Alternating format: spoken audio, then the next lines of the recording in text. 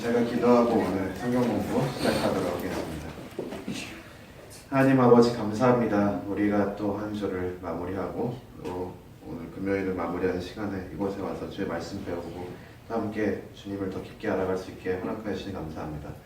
아버지, 이 시간 우리가 말씀을 배우고 나아갈 때 이 시간이 헛된 시간이 아니라 정말 귀한 시간 되게 해주시고, 아버지, 이것을 통해서 우리가 주님과의 관계가 또 주의 말씀을 읽는데 더 성장할 수 있도록 인도하여 주시옵소서. 아버지, 힘주셔서 집중할 수 있도록 도와주시고 감사드리며 예수님 이름으로 기도합니다. 아멘. 네, 이제 계속해서 지난주에 이제 전도서 전반부를 봤고요. 이제 이번 주와 다음 주 2주에 나눠서 나머지 이제 후반부를 우리가 살펴볼 텐데요. 전도서 제가 지난주에 말씀드린 대로 총 4가지 관찰을 한다고 말씀드렸습니다. 그래서 그 4가지 관찰 중에 우리가 첫 번째와 두 번째 관찰을 지난주에 봤고요.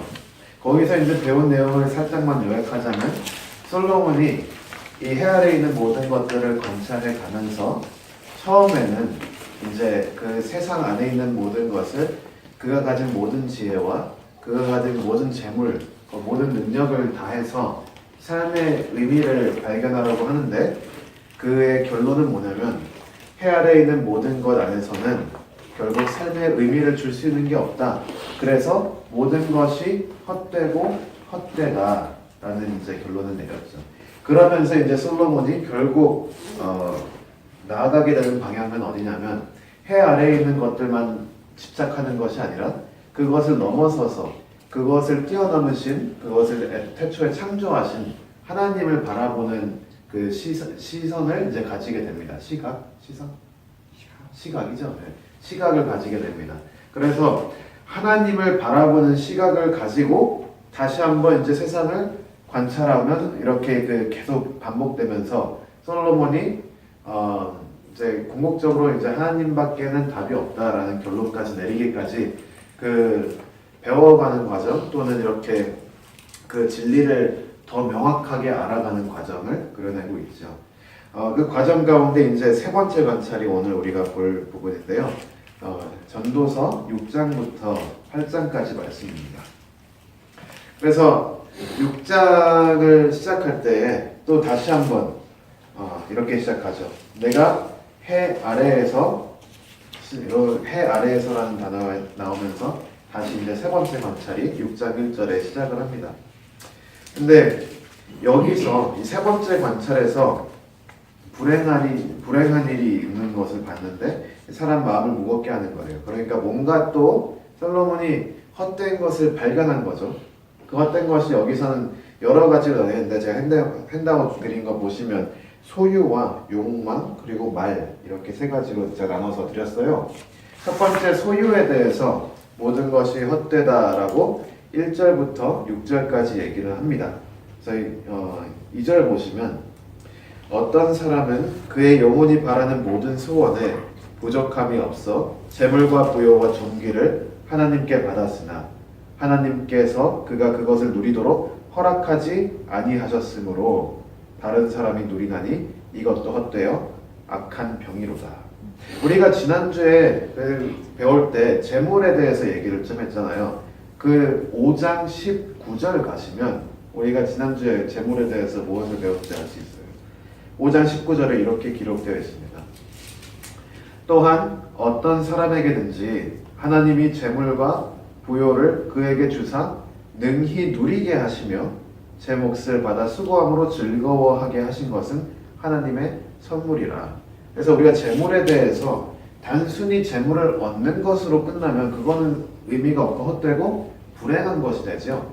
재물을 얻는 것에서 끝나는 게 아니라 그 재물을 누릴 수 있는 데까지 가야 되는데, 그 누릴 수 있는 능력까지도 하나님께서 선물로 주셔야 된다는 것을 우리가 봤습니다. 그런데 실제로 이 세상, 이 해 아래에 있는 것들을 솔로몬이 관찰하면서 그가 발견한 것은 뭐냐면, 이 재물이 많은 사람들이 있는데 그 재물을 누리지 못하는 사람들이 많다라는 관찰을 했죠. 그리고 오히려 그것을 누리도록 허락하지 아니하셨다. 이 부분은 뭐냐면, 하나님께서 그 사람들에게 재물을 모으는 것까지는 허락하셨지만 그 모은 재물을 그가 누릴 수 있도록 그 능력은 주시지 않으셨다라는 얘기가 되는 거죠. 하나님께서 막으셨으니 그 사람이 그 재물을 누리는 게 아니라 다른 사람이 누린다. 그러므로 이것도 헛되어 악한 병이로다 라는 관찰을 합니다.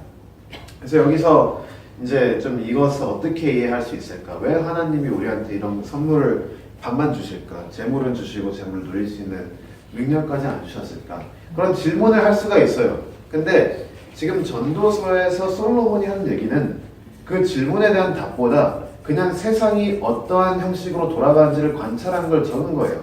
그러고 그가 봤는데 사람들이 재물을 누리지 못하는 걸 봤고 그 전에 그가 깨달은 건 뭐냐면 재물을 누릴 수 있는 것은 오직 주님의 은혜다라는 것을 깨달았으니까 주님께서 안 주셨기 때문에 재물을 못 누린다.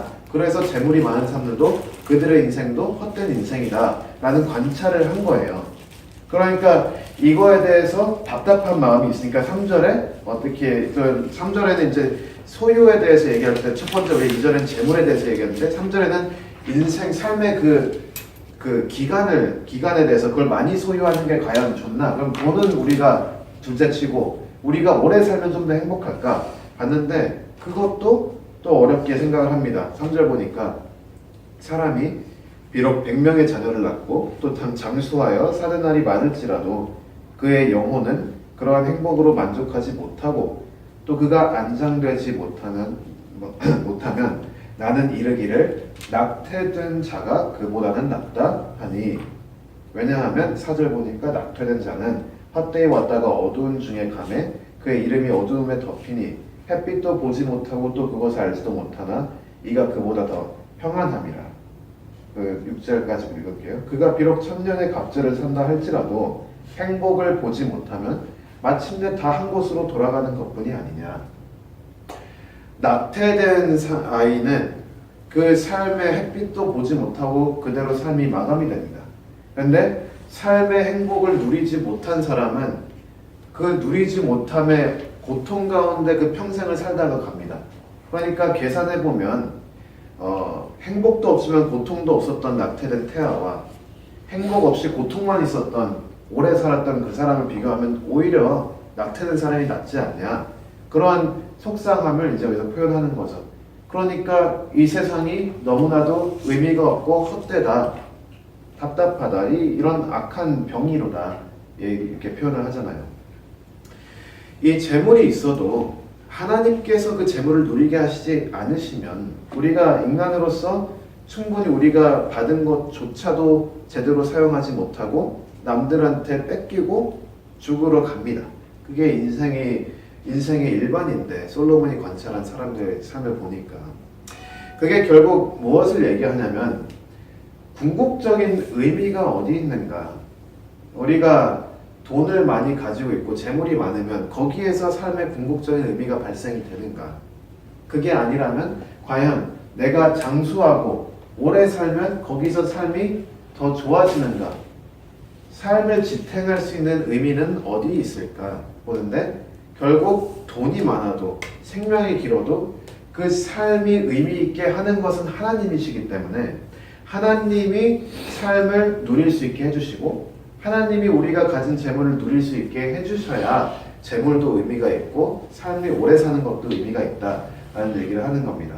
따라서 이 이야기는 좀 이렇게 좀 네거티브한 면에서 이야기를 했지만 궁극적으로 솔로몬이 지금 생각하고 있는 거는 결국 인생의 기반은 하나님 위에 세워져야지 의미가 있지 하나님 없이는 아무것도 안 되는구나 라는 그런 얘기를 하는 것입니다.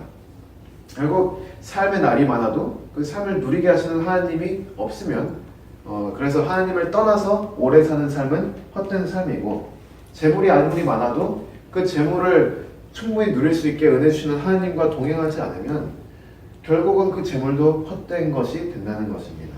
따라서 하나님과의 관계, 내가 하나님과 어떤 관계에 있는가, 과연 내가 하나님을 경외하고 있는가, 그런 부분들을 다시 한번 조명하는 그런 얘기죠.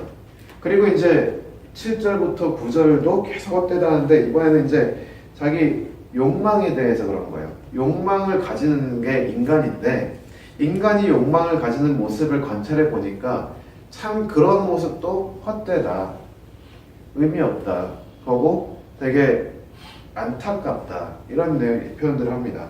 사람의 수고는 다 자기의 입을 위함이나 그 식욕은 채울 수 없느니라. 지혜자가 우매자보다 나은 것이 무엇이냐? 살아있는 자들 앞에서 행할 줄을 아는 가난한 자에게는 무슨 유익이 있는가? 눈으로 보는 것이 마음으로 공상하는 것보다 나으나 이것도 헛되어 바람을 잡는 것이로다. 여기서도 하나님이 안 보이는 그림이죠. 지금 자기가 자기 입을 채우기 위해서 수고하지만 입이 만족할 날은 없다 라는 얘기를 7절에 하는 거고, 그러한 인생 가운데서, 그러니까 이러한 해 아래에 있는 하나님의 부재가 있는 그 세상에서는 지혜자가 우매자보다 나은 게 뭐가 있냐 얘기를 하는 겁니다. 결국 지혜도 우상이 될 수가 없다는 거죠. 지혜는 하나님의 성품이기 때문에 하나님이 있어야 지혜도 그 빛이 발하는데, 하나님 없이는, 하나님을 모르는 사람은 아무리 우리가 봐서 지혜로운 사람이라도 우매자보다 더 나을 게 없는 게 결국 둘 다 죽잖아요. 그러니까 둘 다 헛되다, 무슨 유익이 있는가, 이런 얘기를 하는 거고, 또 어쨌든 마음으로 공사하는 것과 눈으로 보는 게 더 의미는 있으나 그 차이도 결국 하나님 없이 죽음 앞에서는 큰 차이가 없기 때문에 별로 상관이 없다, 이러한 얘기를 합니다. 그러면서 이제 마지막 10절부터 12절에는 말에 대해서 얘기하는데, 이미 있는 것은 무엇이든지 오래전부터 그의 이름이 이미 불린 바 되었으며 사람이 무엇인지도 이미 안 바 되었나니 자기보다 강한 자와는 능히 다툴 수 없느니라. 헛된 것을 더하게 하는 말은 일들이 있나니, 많은 일들이 있나니 그것들이 사람에게 무슨 유익이 있으랴. 헛된 생명의 모든 날을 그림자같이 보내는 일평생에 사람에게 무엇이 낙인지를 누가 알며 그 후에 해 아래에서 무슨 일이 있을 것을 누가 능히 그에게 고하리요. 이 10절부터 12절은 많은 학자들이 욥기랑 연결을 합니다. 욥이 욥기 1장부터 38장까지 하나님 나타나실 때까지 경험했던 것과 거기서 깨달은 부분들을 좀 더 앱스트랙트하게, 좀 더 추상적으로 이렇게 철학적으로 기록해 놓은 거라고 많이 보는데, 우리가 결국 강한 자와는 다툴 수가 없는 거예요. 그러니까 여기서 얘기하는 게 뭐냐면, 하나님께서 이 사람은 재물을 주셨는데 왜 재물을 누릴 수 있는 복은 안 주셨냐? 다툴 수가 없는 거예요. 우리가 그러면 어떻게 해야 되는가? 일단 그냥 하나님께서 우리를 이 상황에 넣어주셨으니까 일단은 이 상황에서 살아가는 게 오직 지금 우리가 나아갈 수 있는 길이다, 이런 식으로 이제 얘기를 하는 거죠. 여기서 이제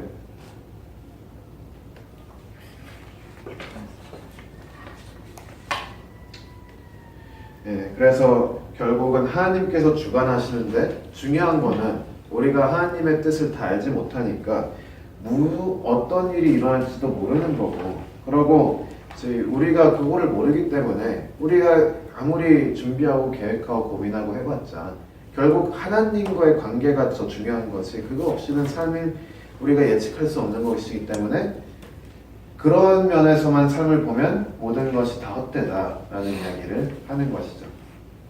그렇게 이제 첫 번째, 이제 원하는 것이 이루어지지 않는 것에 대해서 솔로몬이 관찰합니다. 결국 하나님의 부재 가운데 인간이 원하는 것은 그 무엇도 인간의 삶의 의미를 충족시켜 줄 수 없다라는 그런 결론을 내리는 것이죠. 그 다음에 이제 7장으로 넘어가는데요. 전도서 7장은 삶의 어려움과 그 삶의 어려움 가운데 지혜는 어떤 의미가 있을까, 이런 이야기를 좀 합니다. 그래서 먼저는 죽음이라는 것, 삶의 어려움의 가장 근본적인 건 죽음이죠. 죽음이라는 건 삶을 끝내는 거기 때문에 가장 근본적인 문제가 됩니다. 그래서 죽음 앞에서 지혜는 무엇인가, 그리고 죽음과 지혜는 어떠한 관계고, 지혜로운 사람은 죽음에 대해서 어떻게 접근해야 되는가 얘기가 나옵니다. 7장 1절부터 6절 제가 읽을게요. 좋은 이름이 좋은 기름보다 낫고 죽는 날이 출생하는 날보다 나으며 초상집에 가는 것이 잔치집에 가는 것보다 나으니 모든 사람의 끝이 이와 같이 됨이라. 산자는 이것을 그의 마음에 둘지어라. 여기서 이것만 보면 좀 내용이 굉장히 네거티브한데 3절 계속 봐야 돼요. 슬픔이 웃음보다 나음은 얼굴에 근심하는 것이 마음에 유익하기 때문입니다. 지혜자의 마음은 초상집에 있으되 우매한 자의 마음은 혼인집에 있느니라. 지혜로운 사람의 책망을 듣는 것이 우매한 자의 노래를 듣는 것보다 나으니라. 우매한 자들의 웃음소리는 솥 밑에서 가시나무가 타는 소리 같으니 이것도 헛되니라. 왜 이 장례식장을 그 혼인집보다 좋다고 했을까? 왜 슬픔이 기쁨보다 좋다고 했을까? 여기는 굉장히 독특한 의미에서 기쁨과 좀 특별한 의미에서 슬픔을 지금 비교하고 있는 거예요. 요약해서 말하자면 슬픔은 인간으로 하여금 생각을 하게 합니다. 그런데 생각하기 싫어하는 자들은 그냥 행복만 찾아간다는 이야기를 하고 있습니다. 그러니까 그냥 고민하기 싫은 거예요. 삶이 어렵고 힘드니까 일단 취하고 놀고 먹고 마시자. 그게 우매자의 모습으로 지금 여기서 나옵니다. 내가 그 문제를 대면해야 되는데 그 용기도 없고 또 그냥 골치 아프니까 그냥 웃는 것을 쫓아가자. 그게 이제 4절의 그 의미인 거예요. 지혜자의 마음은 초상집에 있으되 우매한 자의 마음은 혼인집에 있느니라. 근데 이게 단순히 좋은 혼인의 개념이 아니라 다음 계속 읽어보니까 지혜로운 사람의 책망을 듣는 것이 우매한 자들의 노래를 듣는 것보다 나으니라. 그 이유는 우매한 자의 웃음소리가 손 밑에 타는 나뭇가지 같다. 결국은 우리를 죽음으로 인도한다는 거죠. 우매자의 그 웃음소리는. 왜 우리 그냥 힘들 때 웃어 넘기고 그냥 어색할 때 문제 대충 덮어놓으려고 그냥 그렇게 할 수 있잖아요. 근데 그게 결국은 근본적인 문제 해결이 안 되기 때문에 위험하다라는 거예요. 그리고 지혜자는 오히려 이런 고난과 슬픔 가운데서 그 지혜가 활성화된다는 이야기를 여기서 하고 있는 것입니다. 그런 의미에서 인생이 늘 기쁘지만은 않을 것이고요. 그리고 한 가지 확실한 건 모두가 죽음을 향해서 달려가고 있잖아요. 근데 죽음이라는 것은 확실한데 그 확실한 죽음 앞에서 그래도 지혜자로서 사는 것은 무엇이냐? 그 죽음을 외면하지 않는 것. 그것이 중요한 거예요. 그래서 죽음을 외면하는 게 아니라 죽음을 직면하고 그 직면하는 가운데서 그 슬픔 가운데서 삶을 돌아보는 거예요. 그래서 2절 보니까 산자는 이것을 그의 마음에 둘지어다 이렇게 얘기를 하는 거죠. 이 마음에 들고. 그리고 3절 계속 보니까 슬픔이 웃음보다 나음은 얼굴에 근심하는 것이 마음에 유익하기 때문이니라. 그러니까 마음의 성장, 지혜의 성장 이런 것들이 결국 근심, 죽음 앞에 놓여진 인간의 그 현실 속에서 이렇게 성장하는 게 되기 때문에 그런 차원에서 지혜자와 우매자는 죽음 앞에서 삶의 태도가 다르다라는 이야기를 하고 있습니다. 그러면서 계속해서 지혜에 대해서 얘기하는데 지혜가 근데 이렇다고 해서 모든 문제가 솔루션이 나오는 건 아니잖아요. 어쨌든 죽음이 없어지는 건 아닙니다. 죽음 앞에서 좀 더 지혜롭게 살 수는 있지만 죽음 앞에서 지혜롭게 사는 사람도 결국 죽음이 있으니까 지혜가 한계가 있다. 제한적이다라는 얘기를 하는 거죠. 그 테마가 계속 이제 7절부터 이어집니다.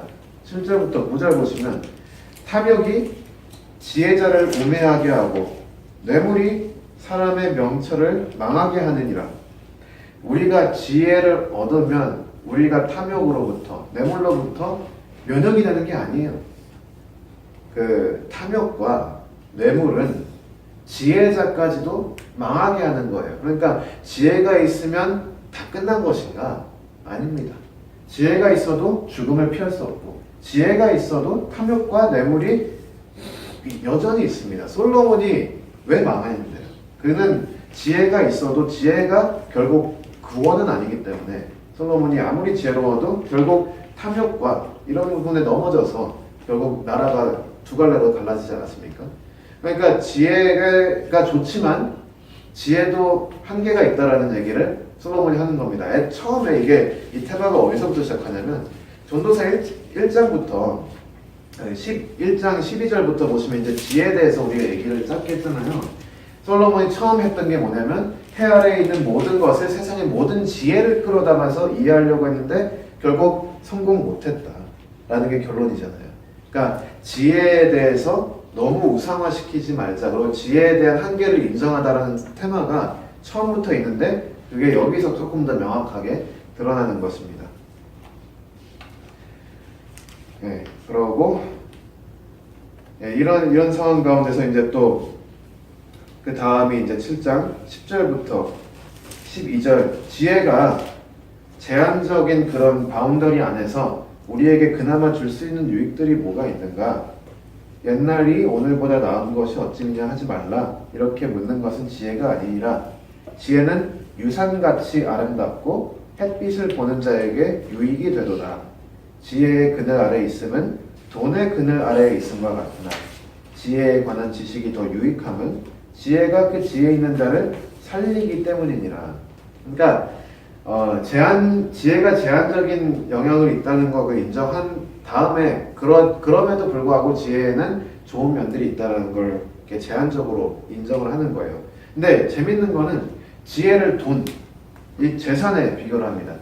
그래서 지혜가 우리가 돈이 우리를 구원할 수 없는 것처럼 지혜도 결국 우리를 구원할 수 없고 우리를 구원할 수 있는 건 오직 예수 그리스도를 믿는 믿음이죠. 하나님의 은혜. 그런데 지혜가 그래도 우리가 이 세상을 살아갈 때 돈이 조금 도움이 되잖아요. 돈이 있으면 그래 먹는 걱정은 안 되잖아요. 그런 차이가 있듯이 지혜가 있는 사람들은 이 삶이라는 것을 미련한 사람보다는 더 잘 살 수 있다는 얘기를 하는 겁니다. 저는 그 제한적인 장점을 지금 여기서 이야기를 하고 있는 거죠. 이거는 이제 제가 그냥 읽으면서 생각하는 건데 만약에 그 지혜가 돈과 같다면 돈을 쓸 수 있는 것은 하나님이 주시는 은혜라고 했잖아요. 그러면 지혜를 우리가 활용할 수 있는 것도 하나님의 은혜라고 볼 수가 있다고 생각을 합니다. 그런 차원에서 우리가 아무리 세상적으로 지혜를 끌어담아도 그 지혜가 실제로 우리에게 생명이 되는 것은 하나님이 그거를 쓰셔야 된다는 것이죠. 계속 여기 반복되는 테마가 뭐냐면 세상에 있는 것들은 이럴 수도 있고 저럴 수도 있어요. 좋게 쓸 수도 있고 나쁘게 쓸 수도 있고 그리고 세상에 있는 것들은 능력이 부족하기 때문에 의미를 줄 수가 없어요. 근데 하나님께서 역사하실 때 이 세상에 있는 것들을 들어서 특별하게 사용하시면 그것도 하나님께서 충분히 능력으로 그런 것을 통해 우리의 삶을 바꿀 수 있다는 것을 이야기하는 것이라고 생각할 수 있습니다. 그래서 하나님께서는 이 세상에 있는 것들, 우리가 주변에 흔히 볼 수 있는 것들이 하나님이 없으면 결국 헛된 것이지만 하나님이 있기에 의미가 발생하는 경우가 많다는 거예요. 그래서 뭐 성경적인 예로 하나 들면 그 노아의 방주 이야기 다 잘 아시잖아요. 그리고 나중에 이제 무지개가 이제 걸려서 그 무지개가 특별한 의미를 입죠.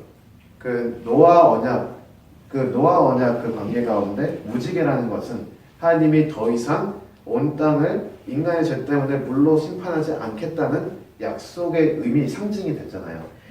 무지개를 하나님께서 그때 창조하셔서 처음 무지개가 생겼냐 그렇게 볼 필요가 없죠. 왜냐하면 하나님께서 이미 무지개가 있었는데 그 무지개에 하나님께서 내가 이거를 이제 약속의 상징으로 삼겠다 해가지고 하나님께서 이거를 sanctify를 하신 거죠. sanctify 합니다. sanctify. 네. justify가 아니고 sanctify. 그런 생각. ordinance 그 뭐라고 하지? 제가 그 단어를 제가 한국말로 찾아볼게요. 그래서 하나님께서 세상에 있는 것을 하나님께서 특별한 용도로 들어 쓰실 수 있다는 거예요. 그래서 뭐 또 다른 좋은 예가 뭐가 있을까요? 뭐 예를 들어서 회막 같은 것도 이스라엘 백성들이 하나님의 그 장막을 만들기 전에도 장막이라는 건 존재했잖아요. 그런데 하나님께서 아주 특별한 장막을 지으시라고 모세를 통해서 명령을 하시죠. 그러면 그 장막은 하나님께서 특별하게 쓰시기를 작정했기 때문에 의미가 있는 거예요. 성전도 같습니다. 솔로몬이 지은 성전이 이 세상에 처음 있는 성전은 아니에요. 그 전에도 성전들은 많았습니다. 그러나 하나님께서 그 성전을 특별하게 쓰시겠다 하면 성전에 의미가 있는 거예요. 근데 이스라엘 백성들이 하나님이 그 의미를 주신다는 걸 계속 깜빡하니까 막 그 성전 자체에 집착을 하는 모습을 우리가 볼 수가 있습니다. 돈, 지혜 똑같이 우리가 보면 됩니다. 그것 자체를 우리가 우상 숭배하고 그거를 신격화 시켜가지고 우리가 그거에 집착하면 안 되고요. 그거의 의미가 있는 이유는 그 뒤에 하나님께서 의미를 주시기 때문에 의미가 있다는 것을 깨달아야 한다는 것을 제가 말씀드리고 싶었습니다. 네, 그리고 이제 이 모든 일 가운데 이런 헛된 것을 우리가 어떻게 감당할 수 있을까? 이걸 어떻게 우리 이해하고 나가야 될까? 13절과 14절에 그래서 하나님과의 관계성에서 인간의 지혜를 그러면 어떻게 이해해야 되는지 이야기를 하고 있습니다. 하나님께서 행하시는 일을 보라. 하나님께서 굳게 하신 것을 누가 능히 곧게 하겠느냐. 형통한 날에는 기뻐하고 공고한 날에는 되돌아보아라. 이 두 가지를 하나님이 병행하게 하사 사람이 그의 장래일을 능히 헤아려 알지 못하게 하셨느니라. 여기서 솔로몬이 얘기하는 건 뭐냐면 이 모든 것은 결국 하나님의 주관 아래 있다. 그리고 우리는 하나님의 그 뜻을 정확히 다 알 수가 없다. 그러니 하나님께서 통치하시는 그것을 믿고 그냥 주어진 대로 거기서 최선을 다해서 일단 살아라. 그래서 형통한 날이 있을 때는 하나님께서 형통하게 인도할 때는 그때 기뻐하고 또 공고한 날이 올 때는 그때는 삶을 돌아봐라. 아까 말한 것처럼 공고한 날이 있을 때 삶을 돌아보면서 지혜가 더 깊어진다는 얘기죠. 근데 이거를 컨트롤 해가지고 하나님에게 이런 뭔가 컨트롤을 해가지고 내가 항상 공고한 날은 없고 형통한 날만 있게 하려고 조정할 수가 없다라는 거죠. 그리고 더 중요한 거는 왜라는 이유에 대한 답이 없어요. 그냥 그래요, 세상이. 이 솔로몬의 입장에서 본 겁니다. 여기서 잠깐만 제가 또 뭐 한 가지 얘기를 드리면 이 전도서라는 책이 성경 66권 중에 한 권의 책이에요. 그렇기 때문에 전도서는 하나님의 진리를 보는 데 있어서 아주 유용한 한 관점, 시점을 우리에게 줍니다. 그런데 전도서가 성경의 다가 아니기 때문에 우리가 전도서를 읽을 때 잠언도 같이 읽어야 되고 욥기도 같이 읽어야 되고 야고보서도 같이 읽어야 되는 거죠. 지혜에 대해서 보는 관점이 다 다른데 전도서는 아주 독특한 관점에서 지금 접근을 하는 거예요.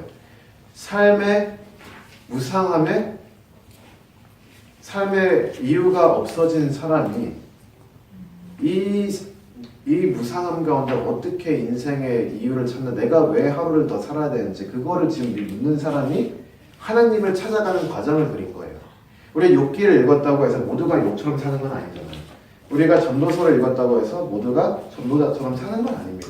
그러나 전도자의 관점으로 이 지혜를 봤을 때 우리가 지혜를 이해하는 데 있어서 좀 더 풍성하게 이해할 수가 있는 것이죠. 그래서 전반적인 느낌 자체는 굉장히 패시미스틱하고 네게티브한 부분이 있어요. 근데 이게 다가 아니라 한 가지 관점, 특히 인생의 여러 면들이 있는데 그 중에 한 차원을 다루고 있다는 걸 기억하고 읽어야 돼요. 안 그러면 이게 결국 전부가 돼버리면 너무 인생이 어두워져요. 결국 그러면 우리가 그냥 세상을 살면서 주어진 대로 살고 그러다가 그냥 뭐 하나님 믿는 거랑 믿고 그냥 그렇게 해야 되나? 그렇게 할 때가 있고 또 하나님께서 마음속에 기쁨과 용기를 주셔서 힘차게 나아갈 때도 있는 것이고 그 때마다 다른데 그래서 때로는 우리가 잠언의 말씀처럼 힘차게 나아갈 때도 있고 때로는 우리가 살다가 너무 지칠 때 전도자처럼 그래도 일단 하나님 계시니까 그냥 주어진 대로 일단 감당해보면서 가보자 이렇게 할 때도 있다는 것입니다.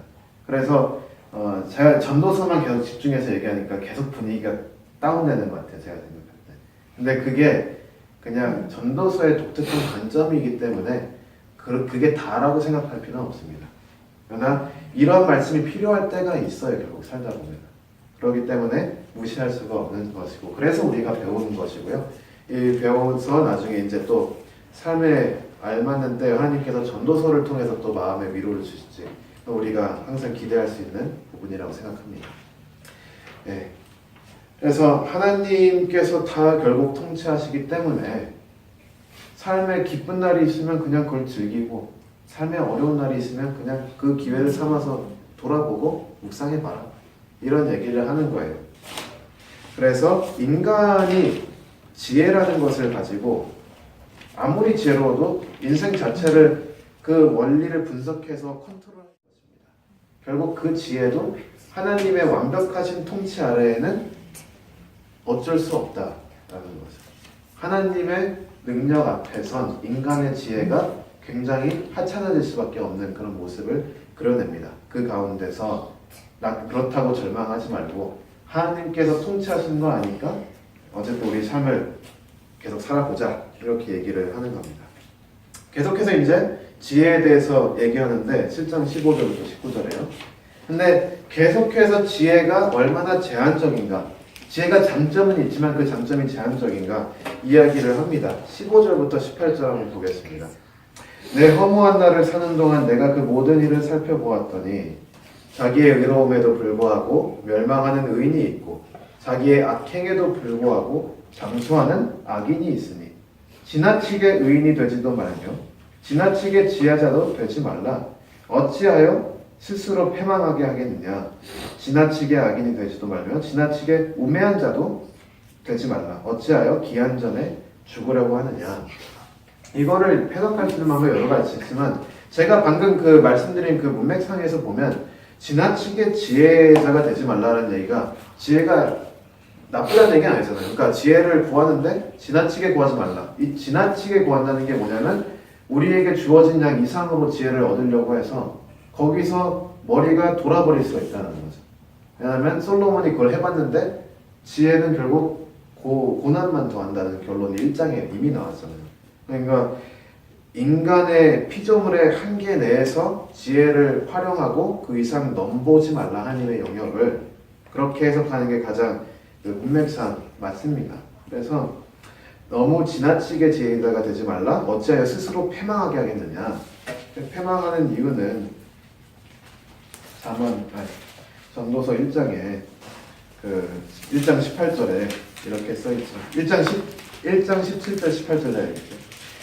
내가 다시 지혜를 알고자 하며 미친 것들과 미련한 것들을 알고자 하여 마음을 썼으나 이것도 바람을 잡으려는 것인 줄을 깨달았도다. 지혜가 많으면 번뇌도 많으니 지식을 더하는 자는 근심을 더하느니라. 그러므로 7장 16절에 지나치게 지혜자가 되지 말라. 어찌하여 스스로 패망하게 하겠느냐.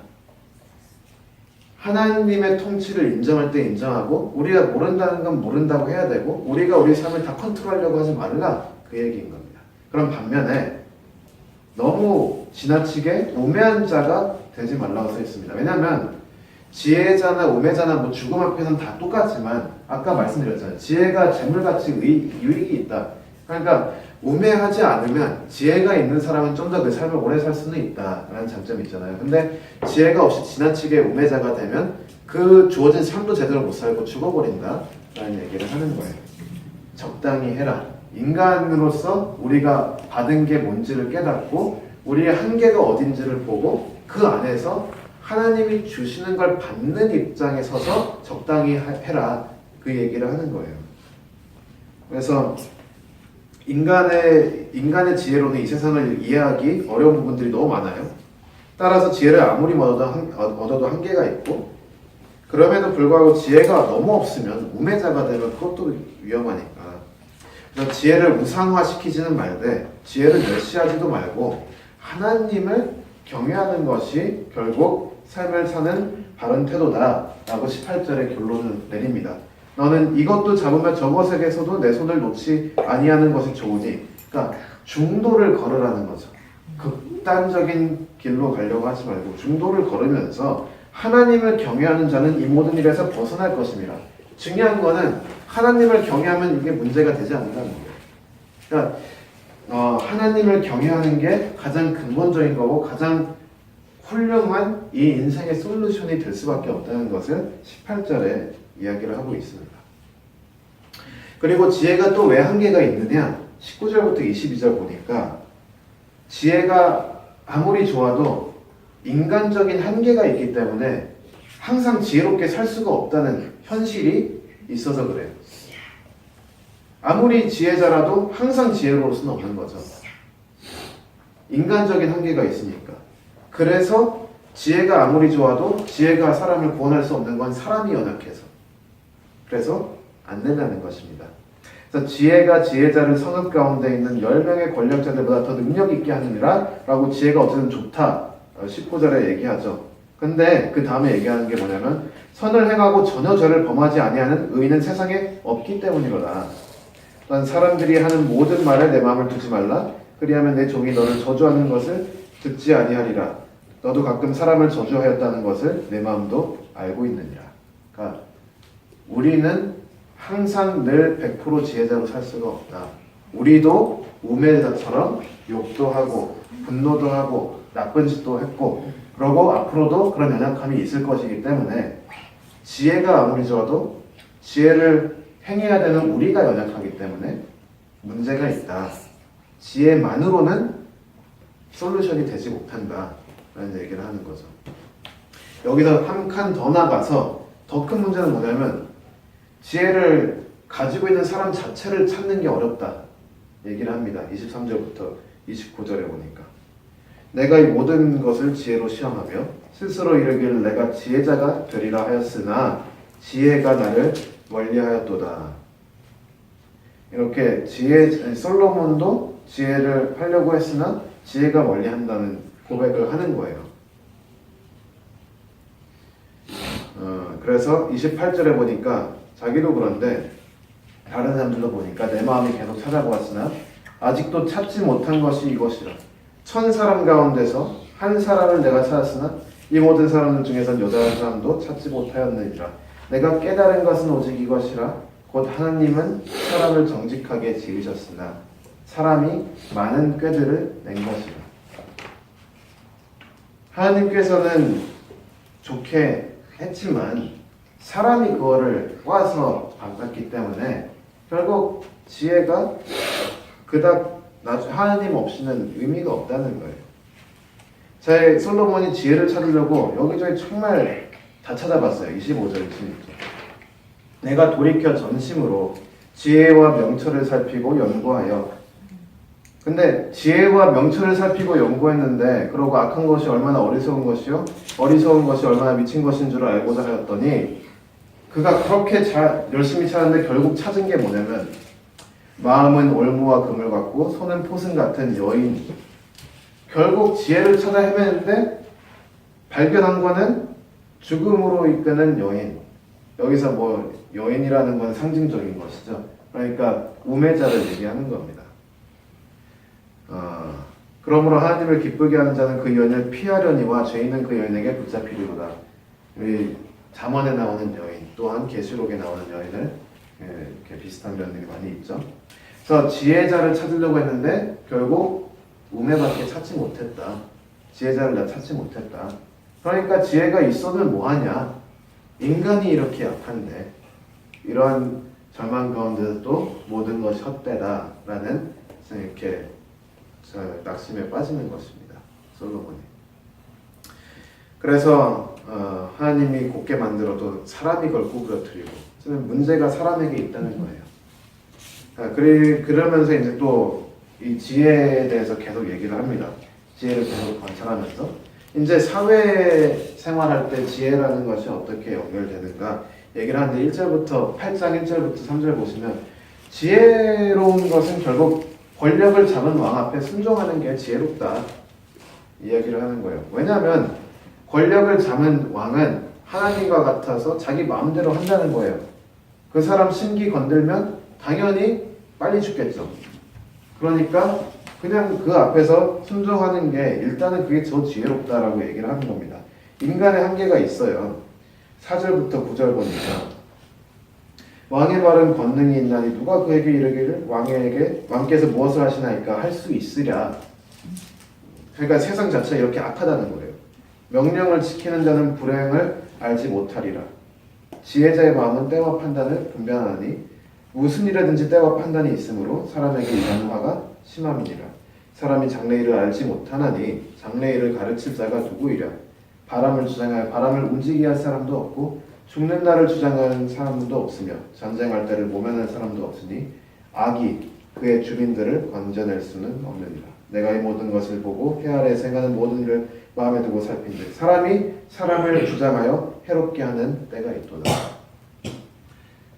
그러니까 이것도 분명히 이제 제가 앞서 말씀드렸지만 굉장히 지금 전형적인 상황에서 하나님을 찾으려고 헤매는 사람이라는 것을 우리가 인식을 먼저 하고 이 말씀을 읽으면 결국 왕도 우리가 뭐 한다고 해서 우리가 원하는 왕이 세워지는 것도 아니고 또 우리가 원하는 왕을 세웠다 해도 그 왕이 우리가 원하는 대로 하는 것도 아니고 결국 이 모든 것을 다스리시는 분은 하나님이기 때문에 하나님께서 만약에 허락하셨으면 일단 그 가운데서 뭐 순종하는 게 1차적으로 좋다.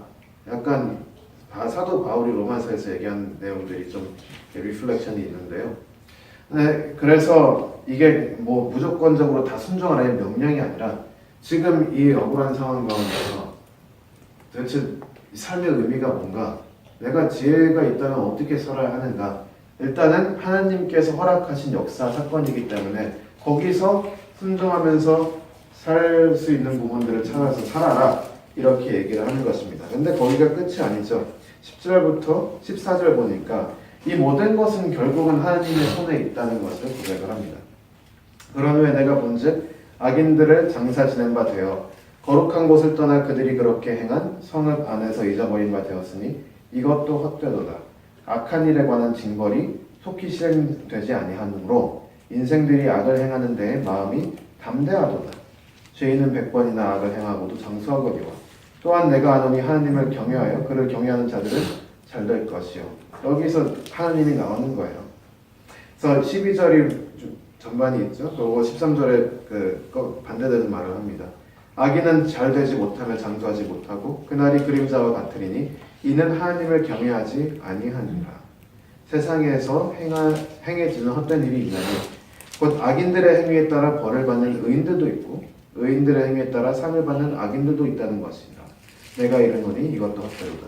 그러니까 왕이 정의롭지 못한 나라에서는 의인들이 악인의 벌을 받고 악인들이 의인의 상을 받는 거예요. 얼마나 헛돼요. 그런데 거기서 그래도 솔로몬이 한 번, 두 번 얘기하는 건 뭐냐면 12절 끝 후반부랑 13절 전반부에 하나님을 경외하여 그를 경외하는 자들은 잘 될 것이요 악인은 잘 되지 못하니 장수하지 못하고 그날이 그림자 같으리니 이는 하나님을 경외하지 아니함이라. 그래도 그 가운데서 우리가 할 수 있는 건 뭐냐? 하나님을 경외하는 거다 얘기를 하는 것입니다. 이거는 어떻게 이해가 안 돼. 이게 응고적 지혜 개념으로서는 저는 담아낼 수 없는 개념입니다. 그런데 전도서에서는 이러한 일도 있다. 마치 욥기를 보는 것 같죠. 악인이 잘 살고 의인이 망하고. 그런데 그 가운데서 어쨌든 통치하고 계신 하나님을 우리가 바라봐야 되고 그 하나님의 손길을 바라보면서 일단 하나님께서 허락하신 이 현상 가운데 어쨌든 나는 백성이고 저 사람 왕이니까 순종하면서 살아가는 게 일단 살아야 되니까 그렇게 얘기를 하는 것입니다. 그래서 결론을 또 내려요. 이게 이제 세 번째 관찰에 대한 결론인데 15절에 이에 내가 희락을 찬양하노니 이는 사람이 먹고 마시고 즐거워하는 것보다 더 나은 것이 해 아래에는 없음이라. 하나님이 사람을 해 아래에서 살게 하신 날 동안 수고하는 일 중에 그러한 일이 그와 함께 있을 것이며. 그러니까 결국 다시 이 테마로 돌아오는 거죠. 먹고 마시고 즐거워하는 것 그리고 수고하는 것. 근데 그게 단순히 그걸로 끝나는 게 아니라 하나님이 주셨다는 것을 인식하면서 그걸 누리는 것이 그게 가장 좋다라고 얘기를 하는 거예요.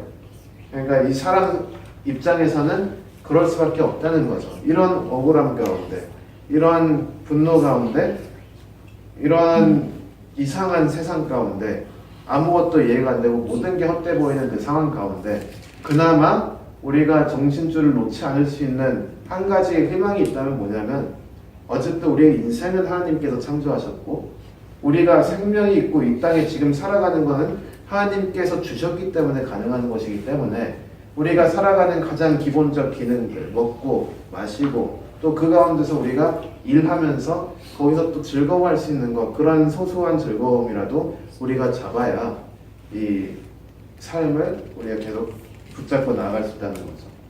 그래서 그거 자체가 삶의 지탱하는 버팀목이 된다는 게 아니라 그게 하나님께서 주신 거라는 걸 아는 것이 그것이 우리에게 또 조금이나마 한 발짝이라도 더 나아갈 수 있는 힘이 된다는 것입니다. 이렇게 세 번째 관찰이 끝나요. 그러니까 세 번째 관찰은 어떻게 보면 첫 번째랑 두 번째 관찰에 비교해서 많이 어두운 편이죠. 그런데 거기서도 솔로몬이 발견한 것은 어쨌든 하나님을 바라봐야 된다. 왜냐하면 말이 안 되거든요. 하나님 없이 이 세상을 이해하면 모든 게 다 억울하고 분노가 나고 화가 나고 이해가 안 되니까. 그래서 우리 7장 8장 이제 아까 제가 읽어드린 그 후반부에는 뭐 언제는 악인이 오래 사는데 그 다음에 뭐 악인이 망할 거고 이렇게 왔다 갔다 하잖아요. 솔로몬도 왔다 갔다 하는 이유는 이 세상을 보면 악인이 잘 되는 게 당연한데 그래도 하나님을 바라보면 어쨌든 하나님을 경외하는 자가 오래 살 거라는 걸 알기 때문에 또 그 모순적으로 보이는 말들을 그렇게 하는 거고요.